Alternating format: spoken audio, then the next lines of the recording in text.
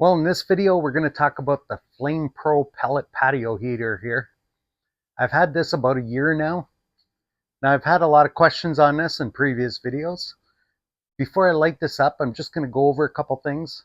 I'll just show you what I found over the time that I've had it and what I've used it for. So I've had a lot of questions about anchoring this down. You can see the base. There's no holes to really anchor it. And also, can you put it on a deck? Well, here I got it on concrete, but there's virtually no heat from like here down. The burn chamber's inside here. This is the ash collector drawer here. And virtually there's no heat from here down. Now I do, after a couple of uses, like to give the glass a bit of a clean. Right now this, I probably used it a couple times and you can see the glass is still fairly clean. So probably 5-6 burns, you want to give that a clean. Now in the back of the unit, you have your pellet hopper. Here's where you're going to fill it up with pellets. And here is the slide gate. As you open that, it drops pellets into your burn chamber.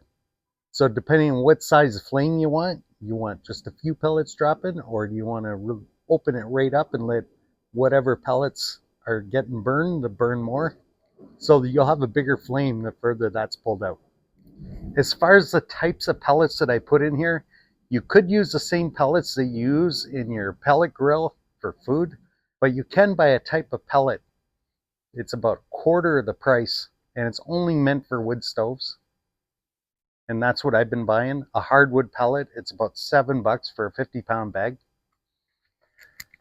Now I do have a cover for this when I'm not using it, or when I'm not using it for a long time. It comes with the cover, but I did find out that that cover is not waterproof.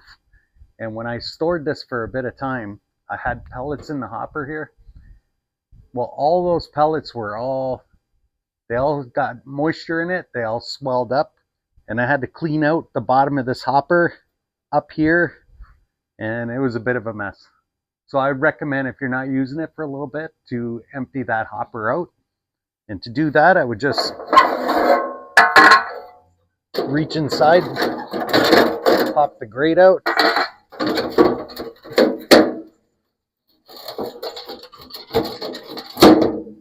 Take this out, open your slide, and just open your slide up and just empty the hopper into the drawer down here.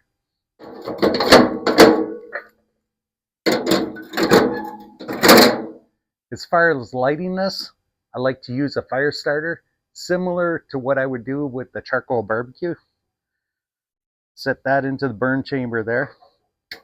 Light that up.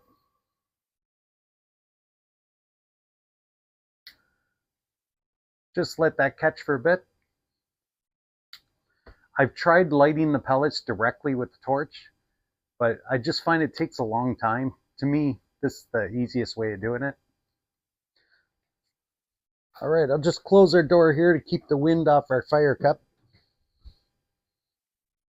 Now that it's lit a little bit, about a minute or so it's been burning, I'm just going to slowly open this slide. There, you'll hear those pellets slide down, and it comes down around that cup.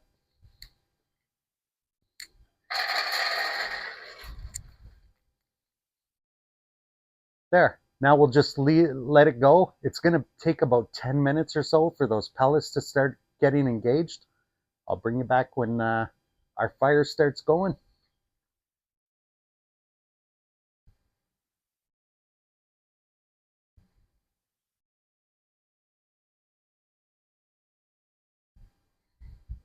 You can see we're about 5 minutes in here. You can see those pellets starting to engage. Our cup's still going.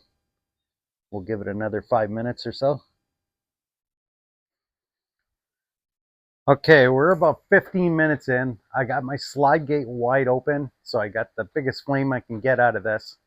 Now what happens is, as those pellets burn, just gravity takes the pellets from the hopper into the burn chamber and just continues that burn.